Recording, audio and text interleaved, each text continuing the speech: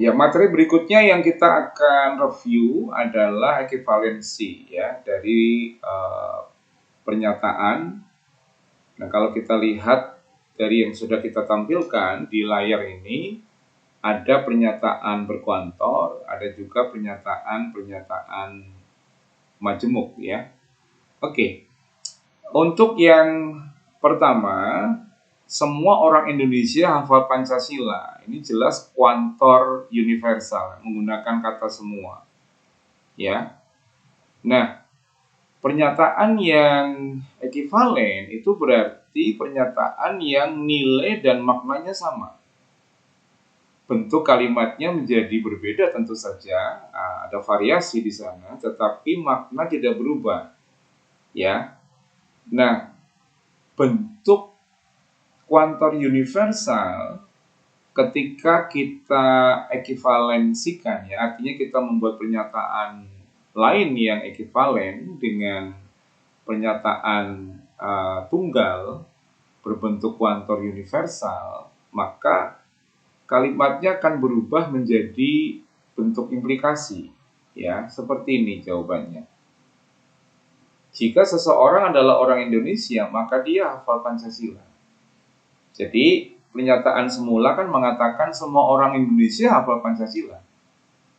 Berarti kalau ada orang Indonesia, orang itu pasti hafal Pancasila. Kira-kira begitu ya dengan kalimat bebas. Ya, maka kalimatnya kemudian kita susun dengan baik menjadi kalimat yang bentuknya implikasi ya. Jika seseorang adalah orang Indonesia, maka dia hafal Pancasila. Nah, ini pernyataan ini berkuantor. Pernyataan ini ekivalen ya dengan pernyataan berkuantor tadi, semua orang Indonesia hafal Pancasila, begitu maksudnya. Ya. Oke ya. Gitu. Nah, kalau kuantornya eksistensial itu bentuk kalimatnya sebetulnya relatif sama sih. Misalnya ada orang Indonesia hafal Pancasila. Ya, kalimat yang ekivalen menjadi ada atau setidaknya atau sedikitnya satu orang Indonesia hafal Pancasila. Jadi kalimatnya bentuknya sama, tidak berubah ya, hanya ada tambahan frase saja di awal kalimat yang semula ada menjadi setidaknya satu misalnya. Itu saja sih kalau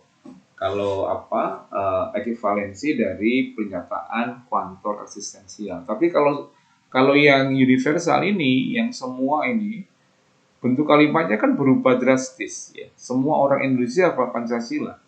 Berubah menjadi implikasi. Jika seseorang adalah orang Indonesia, maka dia hafal Pancasila. Ini perlu diperhatikan ya. Oke, soal kedua, bagian B ini, jika timnas Indonesia mengalahkan Australia, maka lolos ke Piala Dunia. Nah, ini bentuknya implikasi ya. Jika P maka Q. Ya, nah jika P maka Q itu ekivalen dengan dua model kalimat ya. Yang pertama kontraposisi. Maka dia ekivalen dengan jika Q, maka jika negasi Q maka negasi P. Itu yang pertama. Yang kedua dia ekivalen dengan pernyataan disjungsi ya. Menjadi negasi P atau Q. Nah, dua-duanya betul semua. Maka kita coba lihat ya jawabannya. Nah, dua-duanya saya buat nih. Yang pertama yang bentuknya kontraposisi. Jika timnas Indonesia tidak lolos ke Piala Dunia, jadi yang semula kata lolos ini ditambahi tidak ya, dinegasikan, maka mereka tidak mengalahkan Australia. Jadi yang semula kan Indonesia mengalahkan, kemudian lolos ya, dinegasikan. Tetapi posisinya dibalik. Yang semula P di kiri, Q di kanan, sekarang negasi Q-nya di kiri, negasi P-nya di kanan. Begitu maksudnya. Nah, sedangkan jawaban yang kedua, timnas Indonesia tidak mengalahkan Australia atau lolos ke Piala Dunia 2026. Ini menggunakan rumusan yang ini. Ya, negasi P atau Q. Nah, P-nya kan timnas Indonesia mengalahkan Australia. Ya, kalau dinegasikan menjadi timnas Indonesia tidak mengalahkan Australia atau lolos ke Piala Dunia 2026. Begitu ya. Oke, sekarang yang C bagaimana? Saleh makan pagi atau sakit mahnya kambuh. Lah ini kan bentuknya seperti ini ya, seperti yang soal ini nih. Seperti jawaban dari soal B ini ya. Model kalimatnya adalah kalimat disjungsi menggunakan atau. Oke. Nah, kalau begitu kita bawa ke bentuk implikasi saja sudah. Ya kan? Begitu. Jadi ini bentuknya P atau Q kan ya. P atau Q. Maka dia akan ekivalen dengan jika negasi P maka Q. Gitu kan? Ya, sudah kalimatnya seperti ini. Jika Saleh tidak kan tidak makan pagi maka sakit mahnya kambuh. Ada negasinya kan, negasi P, maka saya beri kata tidak.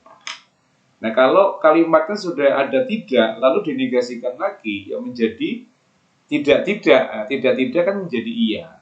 Dengan kata lain, ianya menjadi tidaknya menjadi hilang. Begitu ya. Nah, ini review kita tentang ekivalensi. Oke.